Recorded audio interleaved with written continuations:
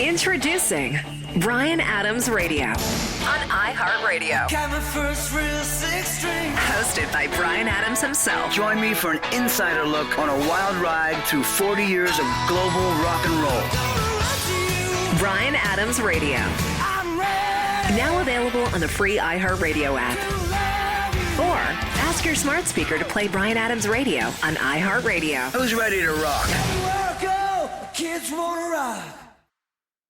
This week in gaming with Naomi Kyle. Hello and happy Remembrance Day, Canada. I'm Naomi Kyle and welcome back to This Week in Gaming.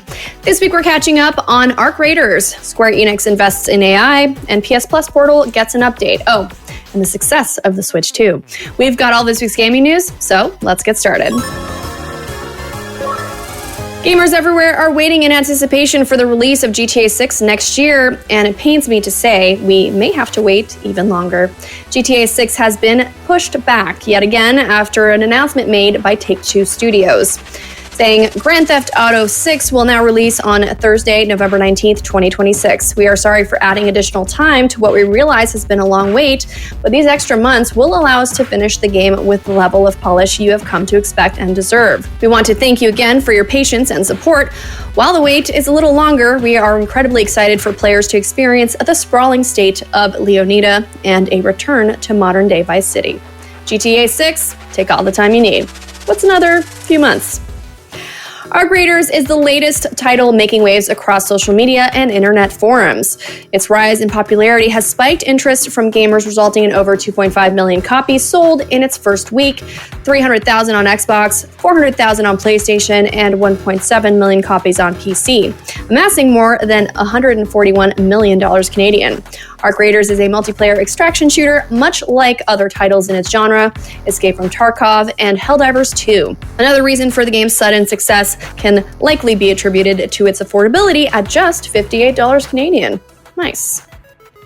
Square Enix President Takeshi Kiryu announced via a video conference to staff that they would be implementing a series of layoffs to Square Enix's European and American branches, or, as they put it, a fundamental restructuring of the overseas publishing organization. It hasn't been made public yet just how many employees are being laid off, though it is said that affected members of staff have already been informed that their job is at risk.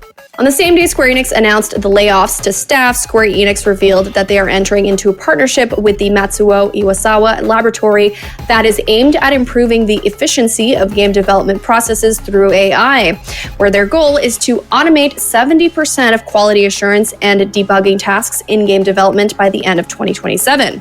Like we mentioned in our report last week, video game publishers are investing in AI at the detriment of their employees who have faithfully lent their time and talents to make these companies who they are today. In last week's episode, I reported on a rumor that an update was coming to the PlayStation Portal. Well, on November 5th, the rumor was confirmed in an update unlocking the potential of the PS Portal with a subscription to PS Plus Premium.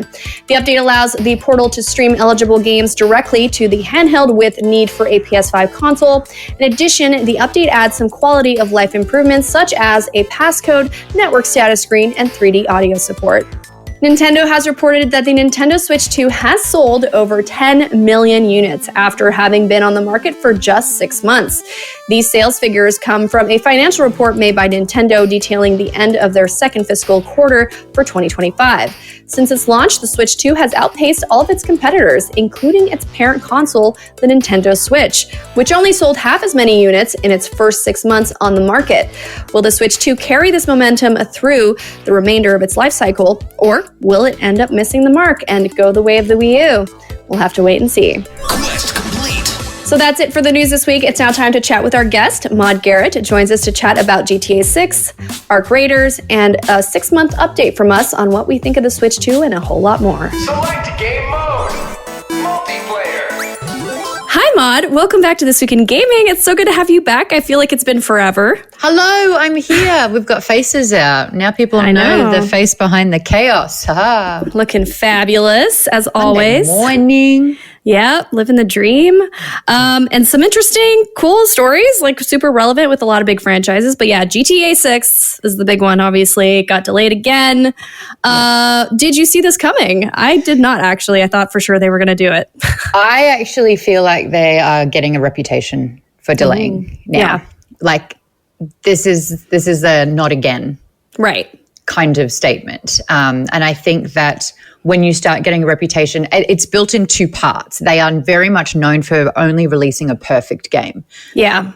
Which as a gamer, I find I respect that. Yeah. But at the same time, if you start gaining a reputation for constantly delaying, and it almost feels like they know the hype of their game, and so it's a little bit icky. Yeah. Like, you know how bad we want it and you keep pushing us back, but you keep ramping up our hype levels so much that it's exhausting to kind of stay excited about this game for so long. Right. You think this has hurt the hype for GTA 6? I feel like when you start getting a reputation for delaying games, you start losing respect. Now, what I do find interesting with this company is that they are still the last two games that are like their best-selling games, GTA 5 and Red Dead Redemption 2. They are still, even in the last year, in the top 10 highest-selling games. Oh, yeah. So it doesn't matter if they're delaying because the company is continually making bank. Their games have longevity. We haven't had a GTA for 13 years and it's still selling so much. Yeah. So I get the business side of it and the popularity of it.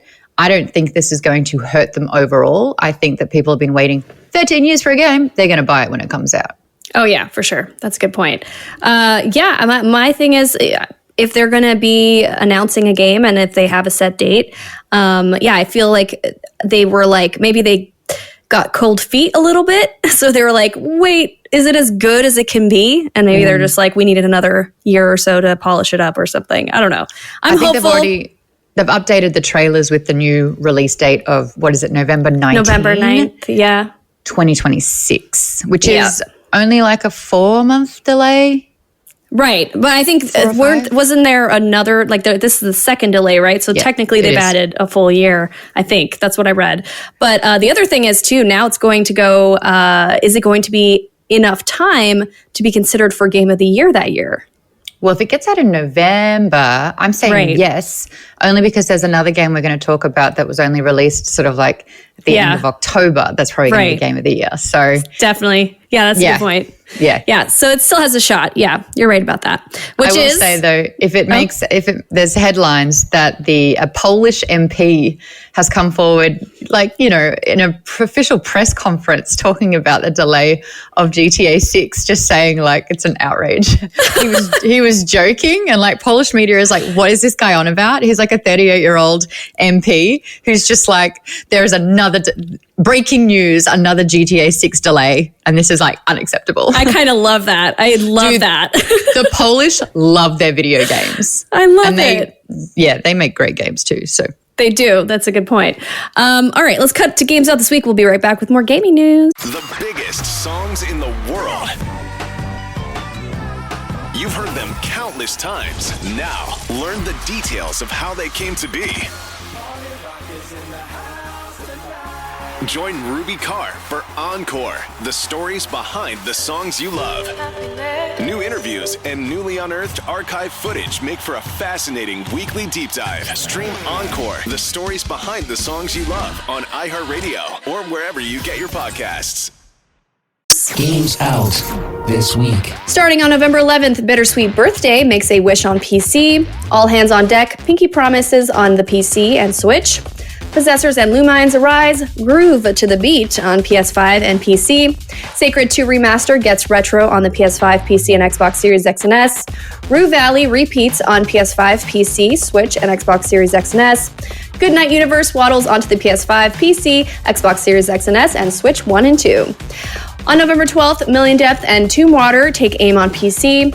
Then on November 13th, Anno 177 Pax Romana builds an empire on PS5, PC, and Xbox Series X and S. Heimer 2000 defrags on PS4, PS5, PC, and the Nintendo Switch.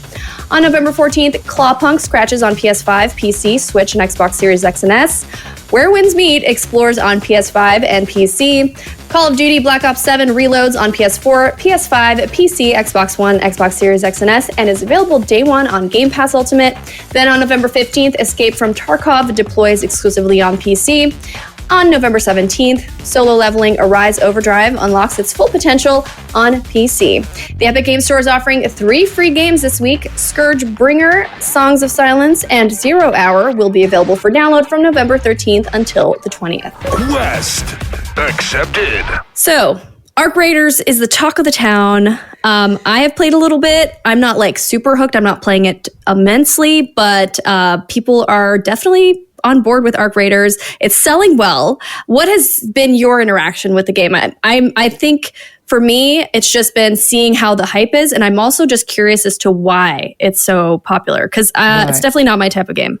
No, neither. I've been under a rock. When you were like, let's talk about Arc Raiders' success, I was like, what is this game? Right. I'm not usually like a military sim or like extraction kind of game, but I did a little deep diving, and they're saying that there was like a big beta test that happened around April, and word of mouth from that alone skyrocketed the popularity of the game. And they're saying that even though like it should be bleak and there's like survival elements in there, the way that this game has been structured, it's like just keep coming back for more.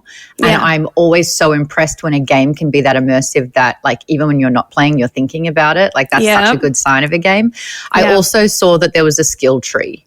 Yes. Now, a skill tree is the equivalent to a book having a map at the start of it, you know? Like that is what I live and breathe. That's what I absolutely You're like, love. I'm going to be addicted to this. So that was a bit of a selling point for me. I also thought that I think I would rather play, which I still haven't, Helldivers 2 over Arc Raiders. Yeah, for me too. Just with that sci-fi element, like that's kind of what I like funny. about it. It's got a humorous side to it. I've just seen a lot of Arc Raiders clips at this point. That's, kind of warmed me up to it. So I might give it another shot. I think really it's the human interaction and, the proximity chat and being able to like run into people and like, are they going to shoot me? Am I going to shoot them? Like what's going on there? And there's like from the clips that I've seen, there's a lot of funny moments that can come from a game like this. So yeah, you could ride, those robot drones. There's all sorts of fun tech and yeah, it's all about survival, right? And I think being able to put a spin on a game, which I feel like we've seen it in so many iterations with like Rainbow and Division and COD, like putting a refreshing spin on it is so important. Especially this, yes. Needs to have a hook, Yeah, so I admire that about it. I do too. But I'm still going to play Borderlands 4 instead. I mean, that's just like a tried and true franchise. We know that that's going to be the dialogue and it's going to be super fun. The gameplay is going to be super fun. Yeah, Borderlands 4 for me as well. Speaking of, I don't know actually how to segue into this. It's Square Enix, sadly. I know. More layoffs. I know. Such a bummer. They announced, the same day they announced the layoffs, they announced that they're investing in an AI, integrating AI into their development process with a goal of aiming to have it fully implemented by up to 70% AI as part of their processes by 2027. Which is a bummer. And it just feels like companies are kind of blatantly doing this, firing people and then announcing that they're going to be investing into AI. Do you think that's better or worse than keeping them on board to train the AI to then take their jobs? Oh my gosh, I think that's worse. That's worse. That's worse to me.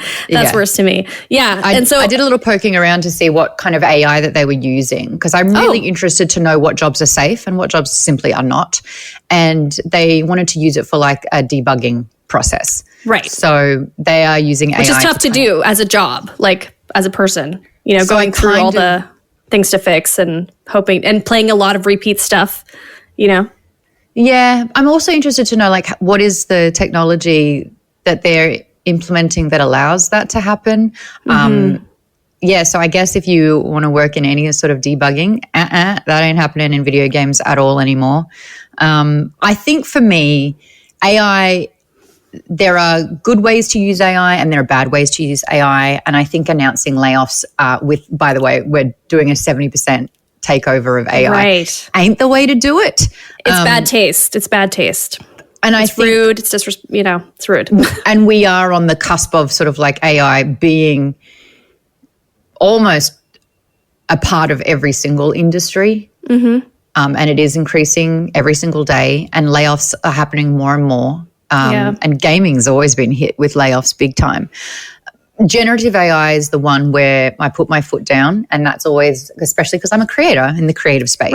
Right. And generative AI is all about uploading all sort of creative sources like books, video games, narration, like you name it, any sort of storytelling and how people write or how people draw, anything that involves creativity has been basically stolen so it can train generative AI to use an amalgamation of people's creativity to form its own. And so I think if AI starts going into storytelling, narrative, design, that's going to be the overstep that I think will cause massive outrage. Yeah. But when you use AI for things like debugging or, the analytics or the numbers or, things that if you apply AI like a calculator instead to minimize human error, that's where I kind of understand it. Yeah. It's disruptive in the way a lot of people were very much against Photoshop back in the day, but my other side to that is when I see it being applied to jobs like this, a lot of those jobs were very entry level. It was a way for people to get into the industry in an easy way, like without a lot of experience to be able to join a gaming studio or a company. I'm a little sad about that part. But I get the need for it. I hope that it just leads to hopefully the people who are at the jobs are at that skill level where they have more job security because of these processes being, implemented. I don't know. That's like my idealistic hope, but we'll see how this all plays out. I wanted to get a little touch base with you on the Switch 2. Okay. We're halfway through the first year of the Switch 2 being out. How are you feeling about it? Do you feel like it's definitely outpaced in terms of sales, the Switch one, which is good? I was surprised to learn that. Right? I personally Me too. didn't see enough of an increase to get a Switch 2. Right. In fact, my problem is I game on the PC, I game on Xbox, I do not touch my PlayStation, and I wasn't playing my Switch. Right. It's now in Australia with my family. Right. Are they playing it? I hope so. I need someone to play it.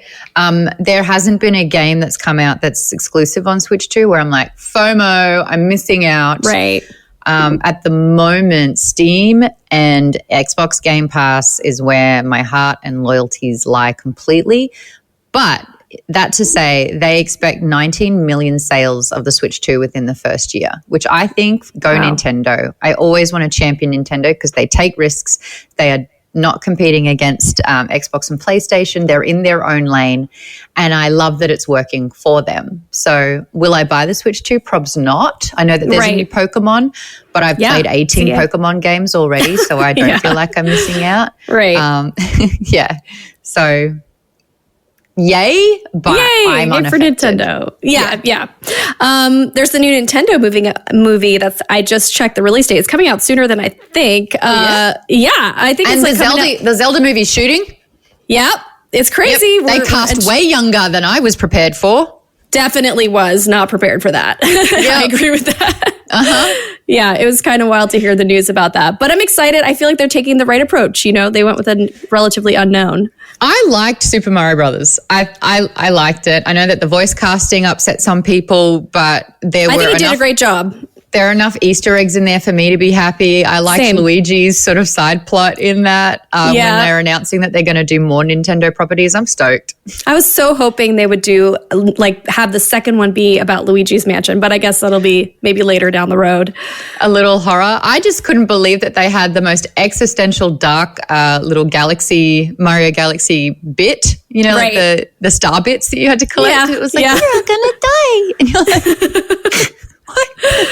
So fun moments. Yeah, so fun. So I don't know. Switch 2, I'm just happy it's doing well. I'm in the same boat where I don't have there's not so many games where I'm like, I'm going to be on this forever. It's been great for travel. I will say that, playing Hades 2 and all that on it. I was going to You must be, it's good for that. Like I'm still, that's always been, I think with the Switch 1, and I'm doing the same thing with the Switch 2 now. It is bulkier and bigger, but it plays so well. So I do like it for that. I would be 80% on my TV, 20% traveling when I had the Switch. So it's different for you. For me, that's the Switch is for traveling. And then I would just wonder, probably for you, since you said Steam and Xbox, you're probably more excited for the new Xbox ROG Ally that's coming out. There you go. Yeah. Well, Yeah. yes. Well, yes. Maybe. Yes, maybe. I thought I would use Game Pass more on the PC because I have that bundled. Right. And I don't. So, yeah, my gameplay is weird. I will go, 6-hour gaming session, let's go. And that's it. Right. I never play for a little bit. I get comfy to play. Yeah. You're long term. You're like, I'm going to have a feast. It is like, it's Sunday? Great. I'm going to start at 1 o'clock in the afternoon and go until midnight. It's your playtime, which is exactly what gaming should be for. Yeah. And that's why I play the RPGs that I do, because it's like longer storytelling, not burst game. I've been playing Marvel Rivals for so long. I was going to ask you what you're playing. Yeah. Like Marvel Rivals is a quick burst game. I've been playing Marvel Rivals, Borderlands 4, and Outer Worlds 2. Oh, yeah. How are you liking that? I started it. I haven't super dived in. I haven't had a moment to like sit down and really take it in. But yeah. I had my 6-hour session yesterday. Lovely. I really liked the first one. They are doing things with their skill distribution by having negative effects that you can unlock, but they're permanent. And I regret one of the things that I had done. So every level I get 3 extra skill points instead of 2, but it's a jack of all trades thing. So I can't stack on like 1 or 2 different skills to max them out. I have to be evenly spread. Regret. That'll happen. And it's permanently affecting the rest of the game. And I'm like, God darn it. I know. You'll have to let me replay change a second my mind. time. Yeah, I know. You have to restart. All right, Maude, it's always so great having you on the show. I love when you're on This Week in Gaming, and have fun playing some games the rest of the week, and I'll talk to you soon. Thank you so much for having me. I love talking about games. Me too. Later. Maude Garrett is a gaming content creator and host and creator of Maude's Book Club. You can follow her on Instagram at Maude Garrett. Flawless victory!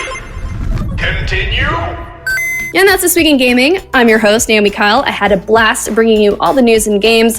Thank you so much for listening. Shout out to my co-writer, Josh Seaman, for helping put the show together every week. From all of us here at This Week in Gaming, we wish you a fun-filled week, and we'll see you same time, same place. See you later. This Week in Gaming is an iHeartRadio Canada podcast. Subscribe to this podcast on iHeartRadio or wherever you get your podcasts. Download the iHeartRadio app for more podcasts just like these. The biggest songs in the world. You've heard them countless times. Now, learn the details of how they came to be. Join Ruby Carr for Encore, the stories behind the songs you love. New interviews and newly unearthed archive footage make for a fascinating weekly deep dive. Stream Encore, the stories behind the songs you love on iHeartRadio or wherever you get your podcasts.